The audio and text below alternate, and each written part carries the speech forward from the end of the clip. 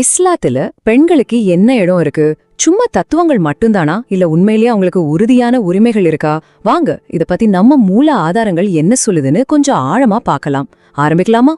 சரி, முதல்ல நம்ம மனசுல வர முதல் கேள்வி, ரொம்ப முக்கியமான கேள்வியும் கூட, இஸ்லாமிய பார்வையில ஒரு பெண்ணோட உண்மையான ஸ்டேட்டஸ் என்ன? அவங்கள சமமா பாக்குறாங்களா இல்ல ரெண்டாம் தரமா நடத்துறாங்களா? இதுக்கு பதில் நீங்க ஆச்சரியப்படுற அளவுக்கு ரொம்ப தெளிவா இருக்கு. நம்ம மூல ஆதாரம் என்ன சொல்லுதுன்னா, பெண்மைய ஏதோ சகிச்சுக்க வேண்டிய விஷயமா பார்க்கல, அதுக்கு பதிலா ரொம்பவே கண்ணியமான உயர்வான ஒண்ண மதிக்கிறாங்க. இந்த ஒரு பாயிண்ட் தான் நாம அடுத்த பேச போற எல்லா உரிமைகளுக்கும் எல்லா மதிப்புக்கும் ஃபவுண்டேஷன். ஓகே, அப்போ இந்த கண்ணியம் எங்கிருந்து வருது? அதான் நம்மளோட முதல் பகுதி, ஆன்மீக அடித்தளம். ஏன்னா இஸ்லாத்தை பொறுத்த வரைக்கும் சமூக உரிமைகளுக்கெல்லாம் முன்னாடி ஆன்மீக ரீதியான சமத்துவம் தான் முக்கியம். இந்த இடத்துல தான் அந்த ஆன்மீக சமத்துவம் ரொம்ப ஆணித்தரமா சொல்லப்படுது. அதாவது கடவுளோட பார்வையில நீங்க ஆணா பெண்ணான்ற வித்தியாசமே கிடையாது. யார் நல்ல காரியங்கள் செய்றாங்களோ அவங்க ஸ்வர்க்கத்துக்கு போவாங்க. சிம்பிள். இங்க உங்க பாலினம் முக்கியமில்ல, உங்க செயல்கள் தான் முக்கியம். சரி, இந்த ஆன்மீக சமத்துவம் வெறும் தியரி மட்டும்தானா? இல்லவே இல்ல. ஒரு பெண்ணோட வாழ்க்கையோட ஒவ்வொரு முக்கியமான கட்டத்திலையும் இது எப்படி வெளிப்படுதுன்னு இப்ப நாம பார்க்கலாம். நம்ம ஆதாரம் என்ன சொல்லுதுன்னா, ஒரு பெண்ணோட வாழ்க்கைய 3 முக்கியமான ஸ்டேஜா பிரிக்குது. ஒரு மகளா, ஒரு மனைவியா, அப்புறம் ஒரு தாயா. இந்த ஒவ்வொரு ரோல்லையும் அவங்களுக்கு கிடைக்கிற மதிப்பு ரொம்பவே ஸ்பெஷல். முதல்ல ஒரு மகளா யோசிச்சு பாருங்க. பெண் குழந்தைகளை பாரமா நினைச்ச ஒரு காலத்துல இஸ்லாம் ஒரு புது பார்வைய கொண்டு வருது. ஒரு பொன் குழந்தைய அன்போடையும் அக்கறையோடையும் வளர்த்தா அதுவே பெத்தவங்கள சொர்க்கத்துக்கு கூட்டிட்டு போகும்னு சொல்லுது. இது பெண் குழந்தை பிறப்புக்கு கொடுத்த ஒரு மிகப்பெரிய கௌரவம் இல்லையா? ரெண்டாவது, ஒரு மனைவியா. இங்க அவங்க கணவருக்கு அமைதியையும் அன்பையும் கொடுக்கற ஒரு துணையா இருக்காங்க.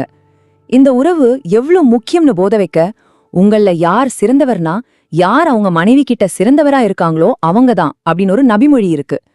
அதாவது ஒரு ஆணோட கேரக்டரையே அவன் தான் மனைவியை எப்படி நடத்துறான்றத வச்சு அளவிடுறாங்க. இப்ப நாம 3வது ரொம்ப ரொம்ப உயர்வா மதிக்கப்படுற ஒரு நிலைக்கு வரும். ஸ்வர்க்கம் தாயின் காலடியில் இருக்குன்ற இந்த ஒரு வரி, இது தாய்மைக்கு கொடுக்கப்படுற உச்சக்கட்ட மரியாதையும் ஸ்டேட்டஸையும் காட்டுது. இது சும்மா வார்த்தைகள் இல்ல, இது ஒரு பெரிய தத்துவம். ஓகே, இவ்ளோ நேரம் கண்ணியம் மதிப்புன்னு பேசிட்டோம். இதெல்லாம் வெறும் பேச்சோட சரிதானா? இல்லவே இல்ல. இது எல்லாமே உறுதியான உரிமைகளா மாறுது. ஒரு பெண்ணோட தனிப்பட்ட சுதந்திரம் எப்படி பாதுகாக்கப்பட்டிருக்குன்னு பார்க்கலாம் வாங்க.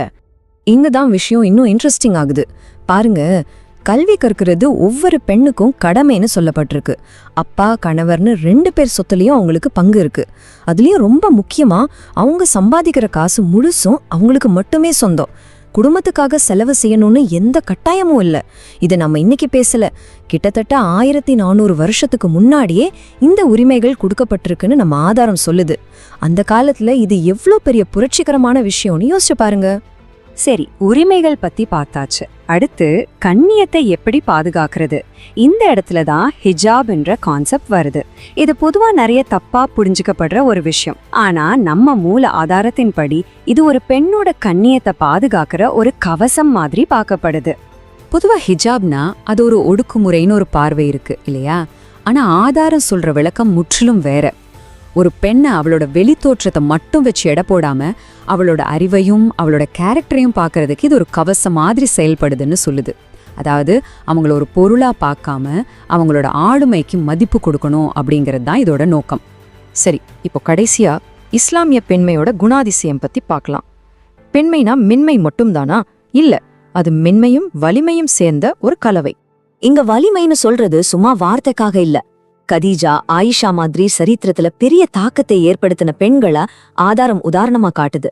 அவங்கெல்லாம் சிறந்த தொழில் முனைவோரா, பெரிய அறிஞர்களா இருந்திருக்காங்க. இதிலிருந்து என்ன தெரியுதுன்னா, இஸ்லாமிய பெண்மைன்றது அறிவும் தைரியமும் ஒன்னா சேர்ந்ததுதான்னு ரொம்ப தெளிவா புரியுது.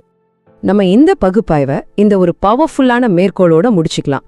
பெண்மைங்கிறது பலவீனம் இல்ல, அது அன்பால இந்த உலகத்தையே ஆளக்கூடிய ஒரு பெரிய தெய்வீக வரம். இந்த பார்வை ஒரு பெண்ணோட மதிப்பை வெறும் உரிமைகள்ல மட்டும் சுருக்கிடாம அவங்கள இந்த சமூகத்தோட ஆன்மாவாவே பாக்குது. இதுதான் நாம இன்னைக்கு பார்த்த இஸ்லாமிய பார்வையோட ஒரு சுருக்கம். இத பத்தி நீங்க என்ன நினைக்கிறீங்க?